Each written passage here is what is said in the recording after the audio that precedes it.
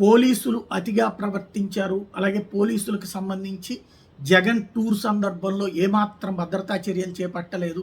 అలాగే అక్కడ లింగమయ్య మృతికి సంబంధించినటువంటి వ్యవహారంలో పోలీసుల పట్ల సీరియస్గా స్పందించినటువంటి జగన్మోహన్ రెడ్డి వ్యాఖ్యల మీదన జిల్లా ఎస్పీ రత్న స్పందించారు.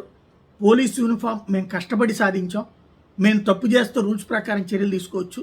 మేము ఎవరికి అనుకూలంగా లేము, పనిచేయట్లేదు అని తేల్చి చెప్పారు. ఏదైతే తెలుగుదేశానికి తొత్తుల్లాగా పనిచేస్తే చూస్తూ ఊరుకోనని చెప్పినటువంటి నేపథ్యంలో జగన్ పర్యటక నిబంధనల ప్రకారమే భద్రత కల్పించామని ప్రకటించారు.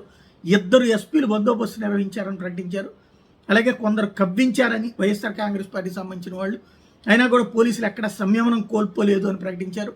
మరోవైపు హెలీప్యాడ్ దగ్గర రాళ్ళు కర్రలు వేశారు అన్నటువంటిది ఏమీ లేదు అన్నట్టు. అసలు ఎవరు కూడా అనలేదా మొక్క, మరి ఎవరన్నారు తెలీదు.